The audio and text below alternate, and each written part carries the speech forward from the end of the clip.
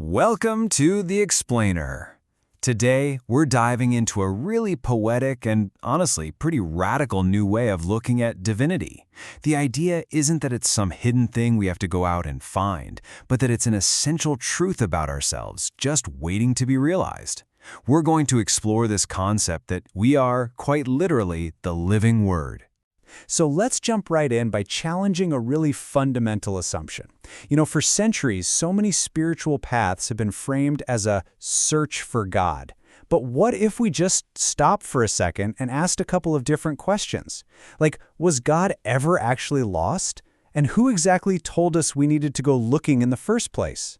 When you start asking those questions, the whole spiritual quest gets reframed. It suddenly starts to look less like some grand, sacred mission and a lot more like a divine game of hide and seek, a game where we're always the ones seeking a divinity that's supposedly hiding from us. And this whole dynamic feels ancient, right? It totally echoes that story from the Garden of Eden. It really makes you wonder, is this cosmic game of hide and seek still playing out today? And maybe, more importantly, is it even a game we need to be playing at all? Okay, so here's the crucial point. This entire search, this whole game, it's all built on one single premise. The idea that divinity is a secret, that it's something classified, hidden away, and intentionally kept from us, something only accessible to a few chosen people or through very specific, guarded channels. And this premise of secrecy, well, it forms what we can call the old script. A traditional way of thinking where divinity is kept classified under wraps. So this classified model, it's built on a few core beliefs. God is a secret to be found. Divinity is exclusive, and truth is locked away in ancient texts. But the declassified truth, it just flips that whole script. God is in plain sight. Divinity is universal, shared by all of us. And the ultimate truth?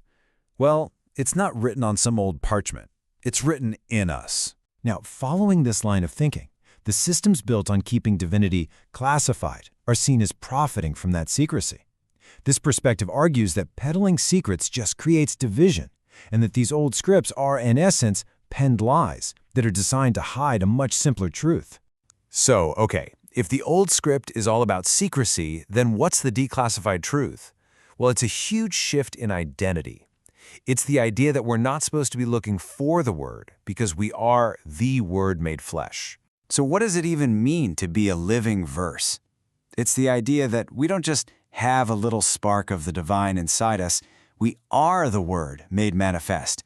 We're these echoes from eternity, the divine itself, just wrapped in the sacred soil of our own bodies. And this becomes the central affirmation, right? It's a declaration that shifts our whole identity from being a seeker of God to being a living expression of God. That I am is no longer just a name for some distant deity, it becomes our own name too. And what's cool is this idea connects the spiritual to our actual physical existence. It poetically reframes our biology, our very DNA, as a divine code. So we're not just some biological accident, we're new versions of stardust, beautiful poems written in the language of the cosmos itself.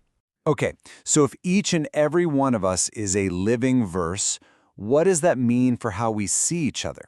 Well, it means we're all part of a shared chorus line, a single universal identity.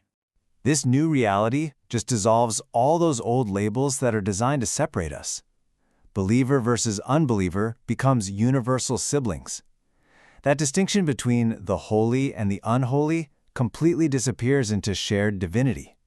And the whole idea of a single chosen path just expands into infinite living verses. This shared identity is presented as our only true one. And from this point of view, the old systems are actively working against this realization.